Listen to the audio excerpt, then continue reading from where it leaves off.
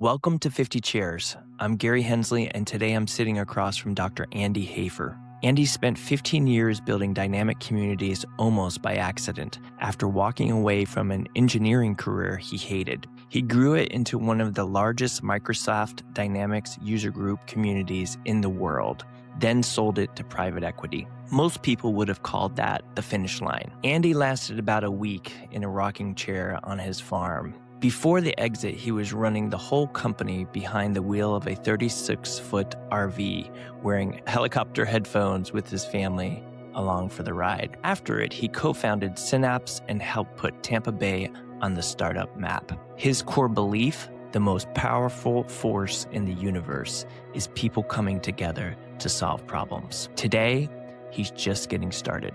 Here's Dr. Andy Hafer.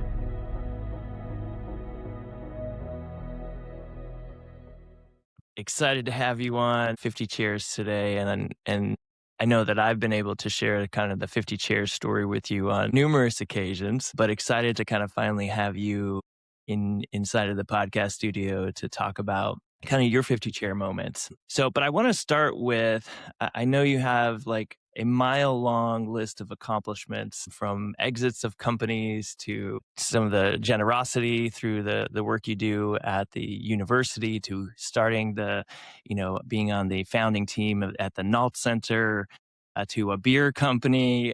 You name it, you have been involved in all kinds of things. But I want to start with a scene, because I think, a lot of founders will get to a point, or they think that the top of the mountain looks a certain way. And you've been to the top of that mountain. So I want to kind of take the audience there real quick, because at some point you had built an amazing company and you sold it. And I just want to kind of walk through that. What surprised you most after you sold the company? Well, haven't really thought about it that way before, but I appreciate it. And by the way, the 50 Chairs story, when you told me that, that took me to a whole nother level of understanding of what makes you tick. So I never met your father, but I appreciate the fact that he was so inspirational to you. So if your listeners have not directly heard that yet, go back to whatever episode you repeated it and make sure they listen to that. So what was it that day like? It was one of elation. Anyone who's done a fairly sizable exit knows that it was preceded by, probably maybe 18 months of planning and due diligence. Certainly the last 6 months, if I can go PG on this podcast, I joked about it. It was kind of like a proctological exam in how much due diligence gets done about your company. I sold to private equity, so they've got professionals who really, really dig in. And so there was probably a significant amount of relief and celebration that the day had come. My wife and I sat in our banker's office, because it's just this huge transition of wires going back and forth and bigger dollars than I've ever seen in my life. And it was scary. And then after all had been done, you know how you used to have to send a wire. It's give me the account number verbally, in all these verbal, verification. And you do that a whole bunch of times to get everybody paid and all the money in the right places. And so it was a couple hours of that kind of thing in our banker's office. And then when it was done, we just kind of leaned back in the chair. And then some of the other colleagues at the bank came in with a big bottle of champagne and flowers, and it was a cool celebration. But I don't know, I went home that day not feeling much different than I did the day before, other than sheer exhaustion and huge smile on my face. And that's kind of what that day was. Probably the next 2 or 3 weeks were the most interesting or compelling. And that's probably the mountaintop thing that you're talking about. Is you think you're at the mountaintop, but it's a mountain range. And so you're at a peak and you can see far. But I did a proverbial, my wife and I have a farm up in Pennsylvania, and we love going up there. And it's a front porch with rocking chairs. I'm not kidding. It's exactly like they tell you in the storybook. And we rocked on that porch. I personally rocked a lot. And it took probably, I don't know, a week before I'm like, what am I going to do now? I can't rock much more. I'm getting tired of this already. And so this sort of soul searching on what was next was probably the prevailing emotion, I think. Again, it wasn't on day one, but it certainly was on day 5, 6, 7, 8, something like that. So that's Mm. kind of what I would share about that question. Wow. So as you're, I'm imagining like, big moment and then the quietness of the rocking chair. What are you thinking about when you're sitting looking out and just kind of reflecting back on, that journey, the people that were around you? I feel like sometimes in those quiet moments, which you don't get a lot while you're building a company, I'll just say, but in some of those quiet moments, you get a chance to, sometimes God speaks to you, sometimes, something is in your mind.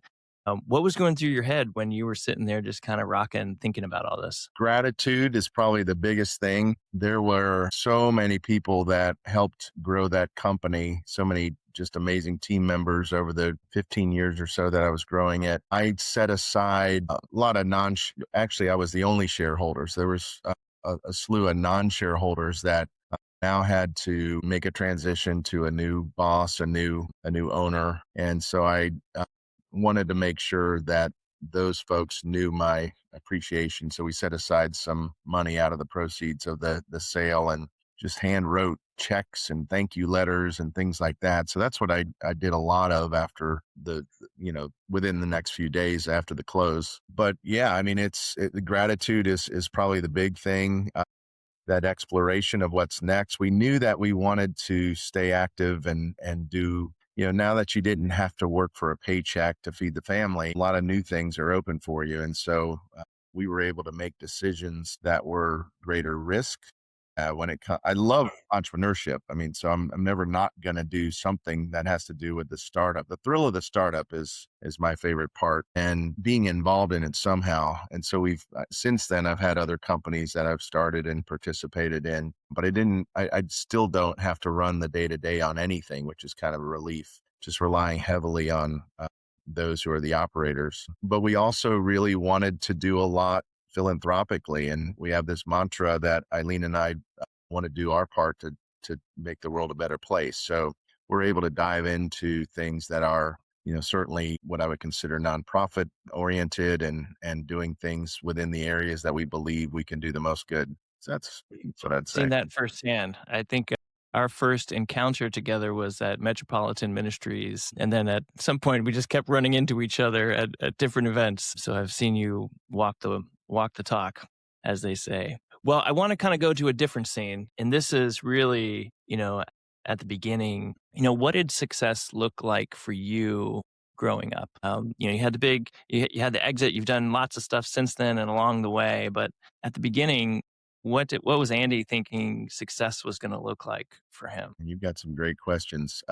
I guess, if you go way back, I just, in high school, I was fortunate enough to be a pretty good student. So I was, getting good grades. And somewhere along the line, an important teacher to me said, you can really go far with this, acumen that you have. And she said something like, right now you're ranked number one in your class, GPA wise. And so I went around, this was probably, I don't know, the beginning of my senior year in high school. I went around to all my teachers and said, look, I know, I can't remember what they call it, but it's a little warning to your parents if you're not going to make a passing grade. I can't remember what that little piece of paper is that they used to pass out in the 80s, but I said, can you tell me if I'll track my grades and everything, but if there's any signal that you have that I'm not going to get an A plus in this class, please let me know, because my goal is to be I'm trying to blank on what happens when you're the first person in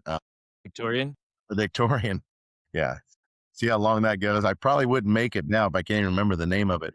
Valedictorian of the class. And so that became my goal for that year, was just to continue on the straight A thing, and ended up being valedictorian, and had a chance to address my classmates at our graduation. And that was kind of cool.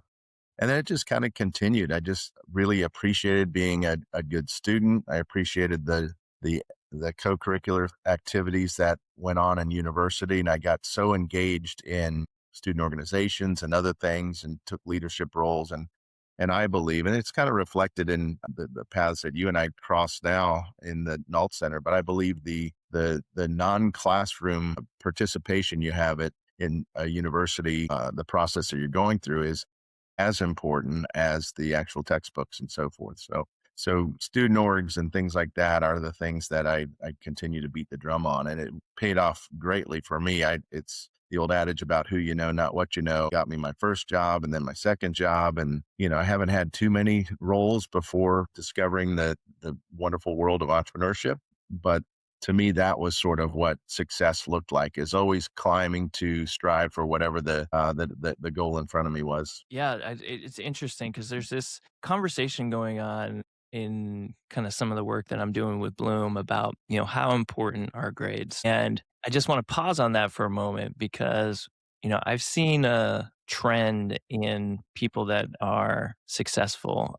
And it's not that the grade itself is the ultimate outcome, but the work ethic to want to get a good grade and that striving to willing to do whatever it takes. There is a through line of discipline and being able to accomplish something and kind of see that through. Do you think that that was kind of foundational for you in terms of like that set up a level of like, hey, I'm willing to do whatever it takes to get to a objective that I see important in my life? Totally. And I completely subscribe to what you just said about grades. It's not so much that's the answer, but it's equivalent to what you're doing with every other aspect of your life, that drive, that grit that it takes to accomplish what your goal is. And if your goal is to get an A in calculus, that's one thing. If your goal is to become president of student organization, that's another thing. And whatever it is that's in front of you, especially that time of life, that's the common thread. So I completely agree with what you're saying.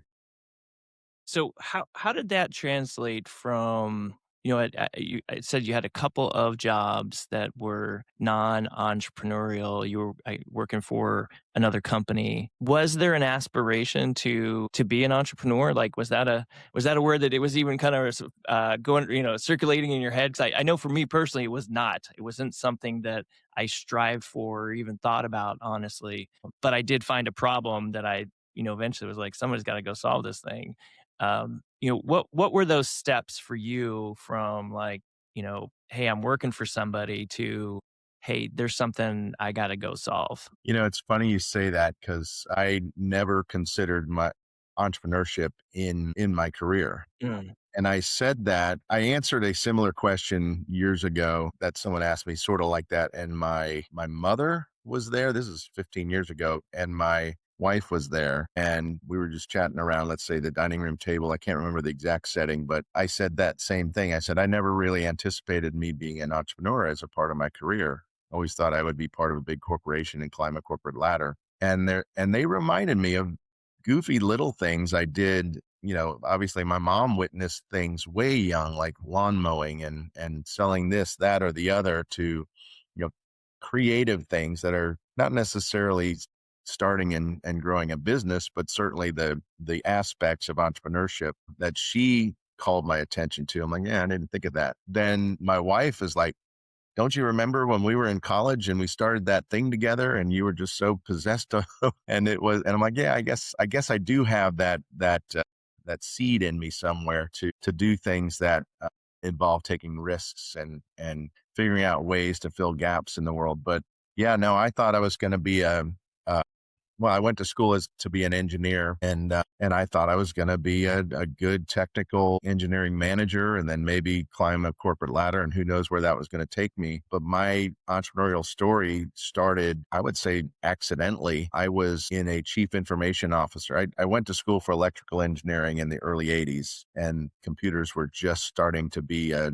household thing. And so my first career job was in what I would consider electrical engineering design and things like that. And I hated it, frankly. It was way too technical, way not involved with people. And my head was down, designing things and doing things that I went to school for. And so I quickly decided that I needed to have an ejection seat to that side of the career. And I went back to school to get an MBA. and then took a left turn using my electrical engineering technical base education to get into what now is called IT. And so I was an early corporate IT manager and then eventually chief information officer of a mid-size. This is probably my second stint as a CIO. Went to a mid-size manufacturing company and we bought a piece of software that was really obscure and not known at the time. It was pretty new. It was out of Europe. And so I had to train about 4,000 employees on this software, and it was new to the United States, and there was no training program to call upon. There was no experts that could come in and teach us what we needed to know about an ERP software. And so I kind of developed it ourselves. And then Microsoft ended up buying that piece of software. It's now called Dynamics. It's part of their enterprise software suite, but I was one of the early implementers in the United States. And so they invited me to sit on these stages and talk about how I was successful in the implementation. And I started talking about how we were able to develop this training program, which is now not that novel. Back then, it was a little bit more novel. It was essentially a train the trainer thing. So you were driving education through community. And I got so many phone calls and emails and, hey, tell me how you did that again. And so I found myself on nights and weekends developing this concept. I was calling it a user group. Basically is we were, sharing information on how to get things done and having these training conferences and programs and just knowledge sharing in general. And that just blossomed. And it came one day that I was working harder on nights and weekends than I was on my day job. So I quit the day job and went off and took my run at entrepreneurship. And first year was pretty lean. Had to pull the kids out of piano lessons and taekwondo, but it eventually kind of caught up to itself. And 15 years later, there was we were being sought after by private equity and other people looking to make that company their own. Wow, what a journey, man. I want to stop on something because, maybe it's out of my own personal curiosity, but, a lot of times entrepreneurship, it affects your family, right? There's a moment where it's, you're taking some risk, and especially if you have kids in a family,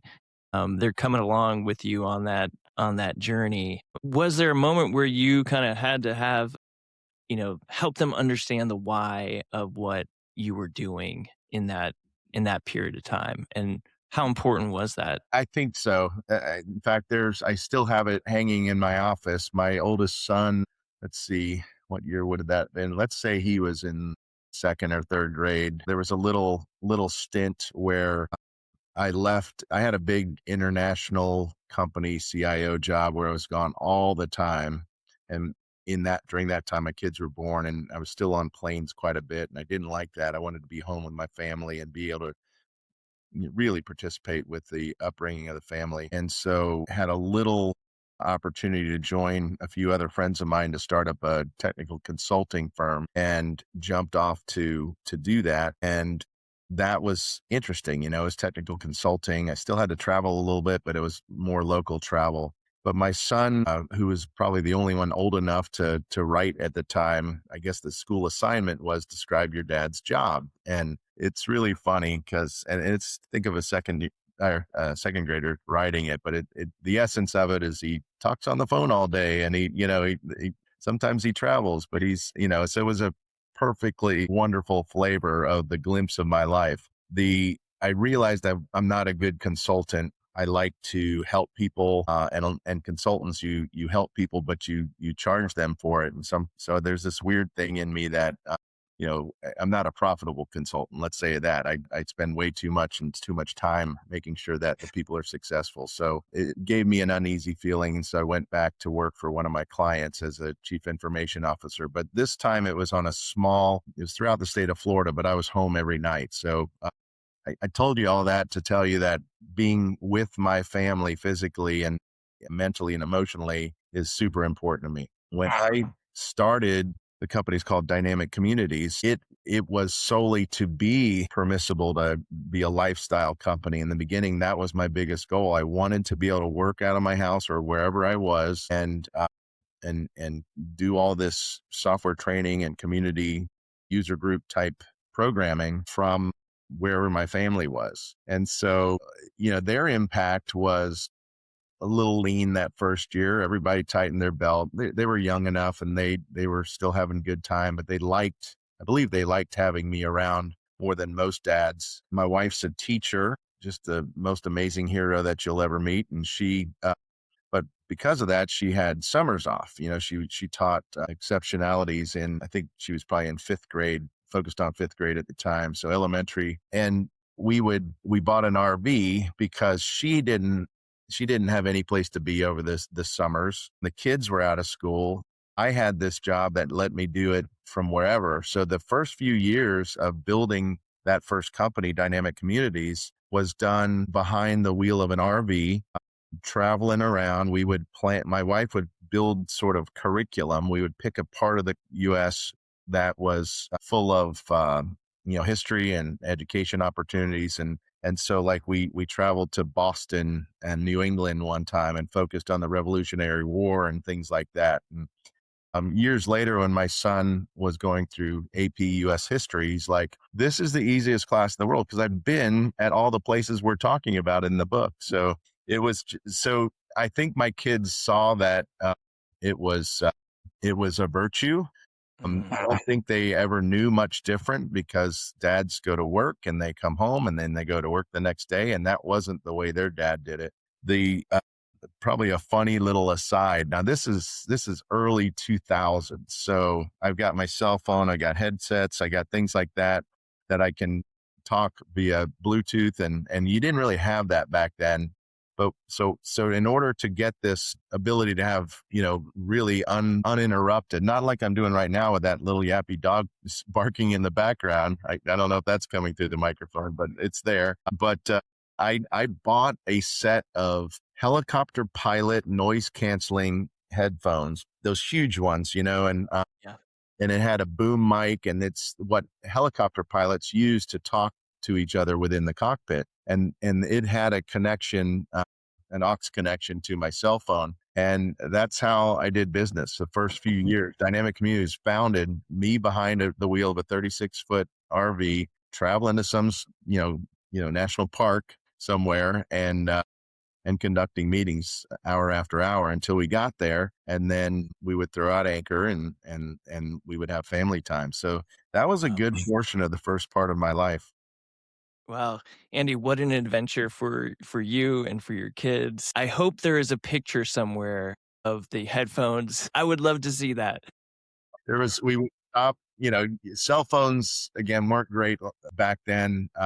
There wasn't even the concept of hotspot. So, I relied on email and getting online quite a bit too. So we would have to, about every 2 or 3 days, we would go to a legitimate campground that had Wi-Fi, and I would sit at a little picnic table and I would catch up on all the things I couldn't do from just the phone. And there are some fun pictures of me sitting with a different headset in the woods in a picnic table with my laptop in front of me. And that was the Dynamic Communities World Headquarters at the time. I love it. I love that. I love that story. I think that, the takeaway that, I think the audience will appreciate is that I think the best way to integrate as an entrepreneur is not it's not about work-life balance. You hear a lot about this. I think it's work-life integration, right? And you've integrated, into that, and what an amazing journey. So I want to talk about the company itself for a second, because I know fast forward the story, I know some of the things that you've done post that around community, but I can also see the through line backwards to what you were building with Dynamic Communities. What did you learn in those early days about the power of community? It's everything. I was doing a keynote speech at one of the community gatherings, and I wanted to come up with a real powerful statement. So I said something like, I can't remember exactly what I said, but it was the most powerful force in the universe is people coming together to solve problems together in community. And I truly believe that. I mean, you feel it. Think of your home team basketball game. They're playing the opponent, and you got screaming fans in the stands. And when those fans come to the aid of the players on the court, that community gets them to come to a different level of performance. My son went to Texas A&M, and they even call that group the 12th man because it's so impactful.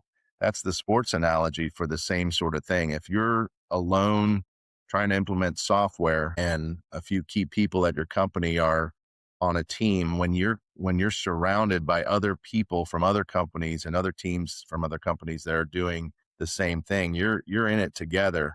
And when you give of yourself and you know something someone else doesn't, but they know something you don't, and you share that, all of a sudden the 1+1 = 3. So I completely subscribe to the power of community, and I think that's the way that things get done. And how did you grow from, I know it started off as like, hey, you were the main person, but it sounds like at some point this became its own thing. Became bigger than you, bigger than the piece of software. It became about the people, probably wanting to connect with each other just as much as they wanted to learn about the software. Yeah, I really didn't do anything. Um, and I joked about that all the time. They came ultimately to have more success in implementing software. So I put it in the software training category, but ultimately, it was all about people to people, and I couldn't even tell you the first thing after the first few years when I wasn't in the software operator seat. I couldn't tell you anything about implementing that software, but what I could do is tell you, hey, I heard this story from this person. You should talk to them. And I became this connector and this convener of people who were trying to get the same thing accomplished, and it just grew and grew and grew to the point where, gosh, I think our high water mark, we had a big annual conference, and I think the high water mark was about 8,000 people that came into town. I don't even remember which town it was that we rented out the convention center, and huge undertaking to put on an event of that size. But you watch the magic happen in the little cafe tables in the corners and people standing in the hallways. You had experts teaching a class on what they knew and people attending, but the formal and informal education that was going on was it was magic. Wow. Yeah, I've felt some of that magic at Synapse, and some of the things and I want to kind of get to that part of the story, because I think, as I've gotten to know you, at some point it feels like you stop focusing on building companies and you really started focusing in on building ecosystems, and particularly here in the Tampa Bay area. What was that? Why did you decide that was the path? I mean, I'm assuming some of that came from the learnings, in building that dynamic communities. But what was that pivot for you? Well, for me, I just believe in it and I know it works. The very specific way that Synapse happened, well, I should probably explain to your listeners what Synapse is. It's a Tampa Bay focused, really kind of Florida focused, because the ecosystem for what we were trying to build is bigger than Tampa Bay alone. But let's call Florida our footprint, but mostly Tampa Bay. In the years that it started getting formulated, let's say it was 2016, Tampa Bay was a good place to start a company, but not a great place. It wasn't renowned for it. And I was gearing up to exit my company, the Dynamic Communities company at that point. And I was, seeing the light at the end of the tunnel on that process. And the co-founder, what became the co-founder and of Synapse, a guy named Mark Blumenthal, and I were sitting on my dock. I live on the water in Tampa Bay, and we were sitting there just kind of contemplating. He had recently exited another company, and we're like, why is it so hard to grow and exit a company in Tampa Bay? And we felt like the next thing we're going to do is we're going to go out there and put all these programs and organizations together to help entrepreneurs along the way. And so we said, yes, let's do it. We clinked our glasses and we went off, and that was our task. And as we dug into it, we're like, hang on, they're already here. No one knows about each other, and no one's paying attention to the macro of it all. There's no map to figure out where to find it. And so Synapse moved from, well, it wasn't even called Synapse at the time. It was just an idea, moved from creating programs to just making sure those programs knew each other. So our mission was creating valuable collisions among the key elements of the ecosystem. And that was written on plaques and on websites and things like that. And that's really all we did, is create opportunities for people to discover each other and help each other out. And that to me is the essence of what I learned the power of community to be through the last couple times that I built organizations that substantiate that. We tried a whole bunch of different things in Synapse. We had a yearbook like you would in high school, and I see those on the coffee tables of many places that I go around still. It's called the Innovate. Then we tried a system that started smelling a lot like LinkedIn, but we spent a bunch of money on a platform. And we're like, I think someone else with more money is doing this. So we stopped that. That wasn't overly successful. Tried a bunch of different things, but what really came out of it was this set of conferences where people were together face to face in under one building. It ultimately became called the Summit. And we ended up doing it about once a year for a bunch of years. And again, the high water mark was 5,000-6,000 people. And it was great. And so that was how we felt like people discovered each other. And along the way, Tampa Bay started becoming known as a place rich with resources to start and grow a company. And I think Synapse wasn't the only reason the needle was moved, but I think it has a lot to do with the light that was shown on all these different people working really, really hard to help founders and innovators get started. Yeah, I would say that I think sometimes people underestimate what events like Synapse can do for a city. And obviously, you can point to South by Southwest in Austin and what that did for Austin. It's really amazing to have seen some of that growth. I haven't been here as long as you, but when people come in and see the Tampa Bay area, they're like, "Oh my goodness, you live here?" This is where you operate day to day. So I want to dig into a little bit of the challenges, because I know a lot of the audience for this is in Tampa. And there's this growing access to, it used to be the barrier was access to capital. And that's really changing, because to start a company today, it's probably never been an easier time to start a company with, software and Lovable, and there's all of this innovation that's happening. But as you're looking at the ecosystem, you're part of the USF NALT Center, its inception, and that's becoming an important part of the ecosystem. The Synapse conference, you've got Embark and you've got Spark. I was just at Kathy Wood's Big Ideas Summit. What does this area need to do to go from where we're at today to, that next level? What we're and you have a view, and the people involved, these people. What would we have to do as a region to kind of get to that next level? I don't know if I know that answer. I don't know what the next level is. I think it's going to need to be the next generation of community leaders that define what that is. And if you look at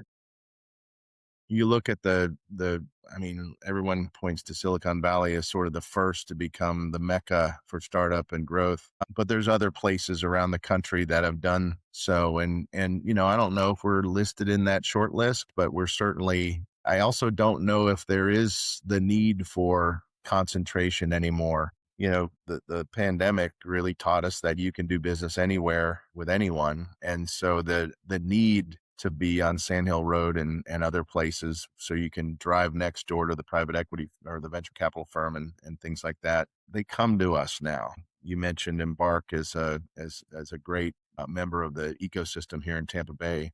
They have an annual, I think it might be semi-annual now, where they just bring venture capitalists and into town and have a couple days of programming, and it's really cool. So the fact that they're coming here seeking good things that are coming out of Tampa Bay is, I think, the answer to the capital availability. So I'm not going to try to solve that problem anymore. I think the biggest thing that I want to try to solve is inspiration, knowing that everybody who has that seed in them, that itch they want to scratch, can be an entrepreneur. It's not hard. It is hard. It's very hard, but it's something. I was standing in front, I'll stop there and say this aside. I was standing in front of my class, and I was teaching undergrads for a while at the Nault Center for Entrepreneurship, and someone said, "What's the most important thing you need to know about entrepreneurship?" And I said, "I'm not sure I know exactly what it was, but I think you're born with it. I think it's more like a disease you're born with. And it's this disease that makes you look at the world and say, I'm not satisfied with where things are right now. I want to go fill a gap or change something or do it better than it's currently being done." So if I use the analogy of a disease that someone's born with and they just need to go, or an itch that you need to scratch, that's all it takes in my mind to be an entrepreneur. And there's the resources are out there. You can get coached. I just yesterday sat in a coffee shop with someone who said, and he's well into his career, and he's got this idea that's not even related to his career. And he wanted to know about he wanted to go back and get his master's in entrepreneurship so he could start a company. I'm like, that's great. And that will, jam you into a very good education on being an entrepreneur, but it doesn't, you don't have to go to a university to be an entrepreneur. You just need to be able to grab the resources that you need at the time to become educated to do it. So I didn't want to talk him out of going to USF to get his master's because, I believe a lot in that too. And so for some people, formal education is the best way to feed the brain, but you don't have to have a master's in entrepreneurship to be a successful entrepreneur. And in fact, most don't, but it is a very handy way of kind of compartmentalizing and making sure that you hit all the things, especially at USF and the Nault Center, because the curricular parts are combined with the co-curricular parts. And so you get a chance to learn and also do.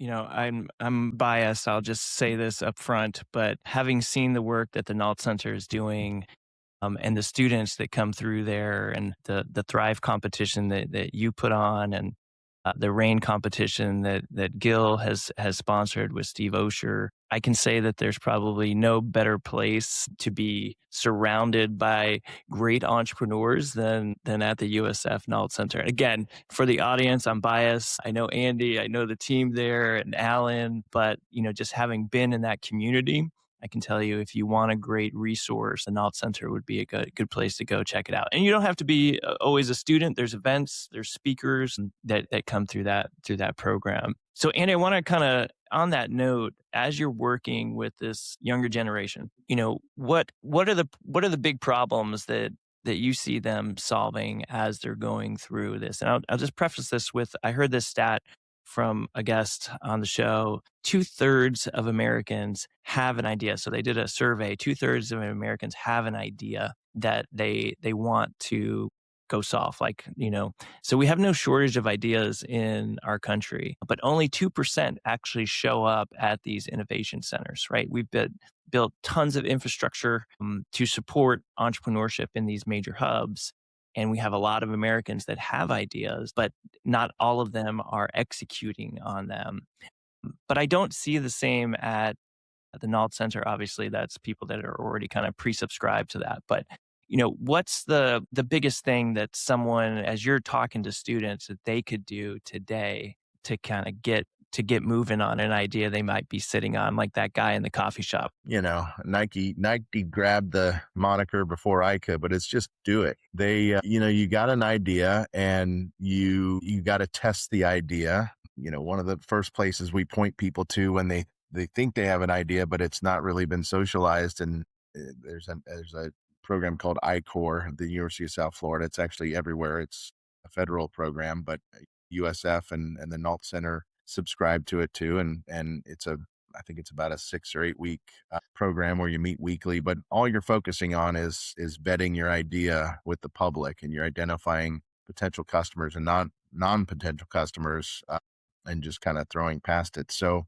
there is a process, and this is what you learn either very concisely through an education like the Nault Center Masters in entrepreneurship, or by accident by just going out and doing it. But you learn to go through the process to see if there's something there.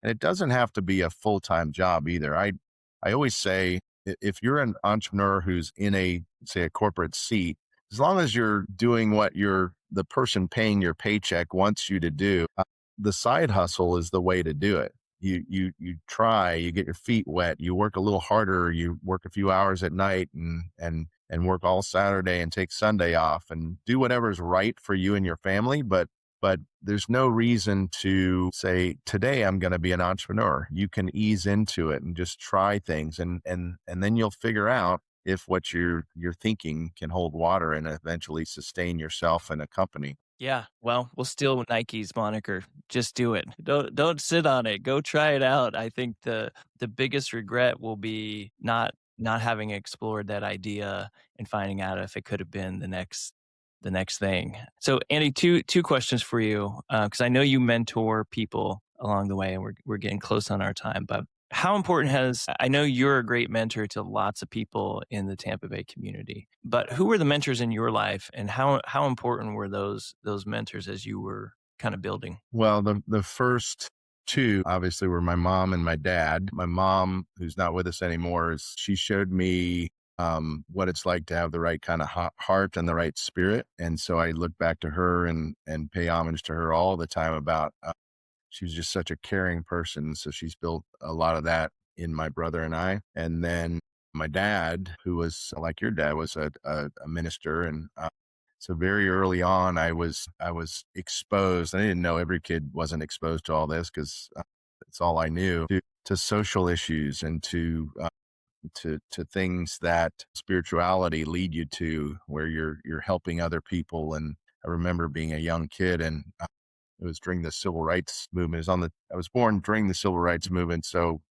when I was old enough to participate, I was in some march somewhere, and my dad took my brother and I and my mom, and we're walking with people down a city street with a lot of people supporting us, a lot of people yelling at us. And I was so confused. I didn't understand why that was, but I look back on that and realize the gravity in hindsight, what was going on at that time, just right after the death of Martin Luther King and things like that. So that's a heavy one to start with, but man, talk about building solid structure in a young person, so that when you grow up, you have a base that you don't veer too far from. I've had other mentors, a lot of peers, a lot of people younger than me that have mentored me along the way. I point to a guy named John Brules, who I met in my final corporate job. He was the president of the company, and uh, he retired right about the time that I left the company to put my full effort into dynamic communities. And he was with me the whole way, and he was a real business guy. And I'd say that's the first time I had the Jiminy Cricket sitting on my shoulder, whispering in my ear, "Are you sure you want to do that? Have you thought about this?" And so I look to him as one of my modern day business mentors. But yeah, the list goes on and on and on. And you find them in the strangest places too. And you don't have to be part of a mentoring program. That person doesn't have to subscribe to it. You find them in chunks. So if there's a mentor that you need in an area of your life that doesn't know anything about the other parts of your life, that's okay. It's good to feed off of and help the different aspects that round you out. So, I could start naming a bunch of names because I have so many, but I dare not do that. Yeah, understood. Well, I think the power of mentorship goes back to that community piece, right? So there's large community, and then there's that intimate community, and I feel like mentors really serve that role in your life. So, audience, find a mentor. Whether that's at a university or one of these centers, or maybe in a coffee shop, and you didn't even know that was going to happen. I agree with you. It happens in the strangest of places. Last question for you, Andy. What's next for you? I know you've got a couple things brewing, literally in some cases. What's next for Andy? Yeah, you're obviously referring to the beverage company that I invested in. I'm never going to be done being part of entrepreneurial startups. It's so thrilling. It is kind of nice that I can come in and be advisory and investment oriented and don't have to wake up every day and do the hard work anymore.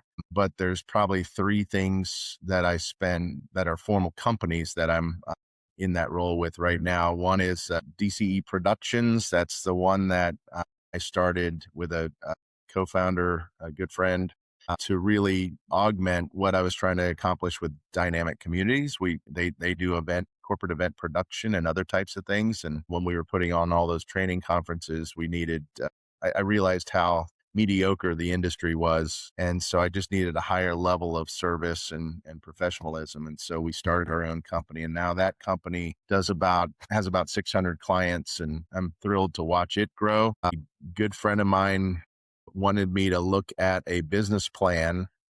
He was like a hobbyist when it came to brewing beer, craft beer. And I know him through different walks of life. Our wives knew each other, and he said, "Look at this business plan." And it was a business plan that was going to start this entertainment complex in an area in Pinellas County, Pinellas Park specifically. That's I drive through it every time I head to our little beach condo, and it's kind of a desert for things to do there. And so it's this cool economic development and I'd say city revitalization plan that the city has. And he put in this proposal to create this entertainment complex that has a market hall and a concert venue. And then he would put the beverage manufacturing there. So it started out as Mastery's Brewing Company, and now the project is called Park Junction. And we're getting ready to break ground on that, just finalizing financing and things like that. And then another good friend of mine jumped on the AI train and asked me to look at his business plan. And I'm like, this is phenomenal. Let me invest in you too. So just yesterday we were having our session together. So and that my son has a company, and I love being part of watching founders and operators do their thing. So I'm going to lend my efforts there. But the big thing I'm working on too is to use the formula and the playbook that we did with dynamic communities, where we're helping enterprises accomplish their systems goals. And then what we did with Synapse, where we were using community to drive, moving the needle on startup and innovation in Tampa Bay. My next goal is here. And I don't know how much time we have left, but I'll give you the 2-minute version. There is this thing in Tampa Bay that the Tampa Bay Partnership, USF, the United Way, and the Community Foundation Tampa Bay host every year to analyze key metrics around sort of the condition of living in Tampa Bay. And we rank ourselves against 19 other metro areas that we consider peer groups. So think Seattle, Charlotte, cities about the size of Tampa Bay, as opposed to, say, Chicago, New York, LA. Those are not our peers. And we're always kind of not on top of the heap.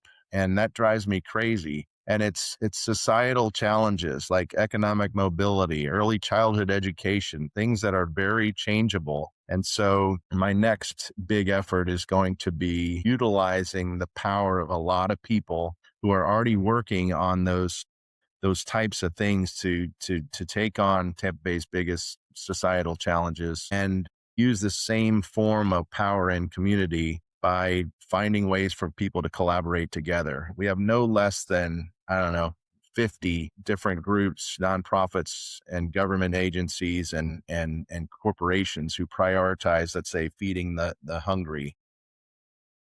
And a lot of times those people they don't know each other exist. Some of them are paddling one way, the others paddling at the opposite way. And so I believe, using the examples of Synapse and dynamic communities, that we're better together. And if we can use that opportunity to create those valuable collisions, so making the introductions and creating opportunities for people to collaborate, I think we can move the needle on some of these problems. And so that the next, state of the region report will watch those rankings go up relative to our peers. And so that's where I'm going to pour a lot of energy over the next few years. That's a big and ambitious goal. I was at that State of the Community at the invitation of both you and your wife, and I saw that. It bothered me too. So excited to know that you're tackling that challenge. That is a worthy goal. Well, Andy, I want to say thank you for just your friendship, your leadership in this community, for coming on the show and sharing your wisdom and stories that hopefully inspire people that are in the middle of their building or thinking about building, to see not only what success can look like, but also the stewardship of that over time. And no, you're not stopping. You're not done yet. Keep going. So excited. Where can people find you if they want to find more info or just chat with you? I'm not a big LinkedIn or social media person, but I will pay attention to that over the next few weeks in case that's the best way to get a hold of me. But you can find me on LinkedIn, and Dr. Andy Hafer is my what you should search for out there in Tampa Bay. I don't know if there's more than one out there, but the title of on my LinkedIn profile is Dr. Andy Hafer, and yeah, I'll start doing a better job of paying attention. Amazing. Well, thank you again. Thanks for coming on. All right, thank you, Gary. I want to say thank you to all the listeners of the 50 Chairs podcast. Being able to bring all of these guests who can share their expertise and advice as they've gone through their 50 Chairs moments has been a great joy and privilege. And if you're getting any value out of this, the best thing you can do to support our channel is to like us on Apple, on Spotify, or on YouTube, or share it with a friend who's going through their own 50 Chairs moments and needs to hear one of these stories. Thanks again for listening.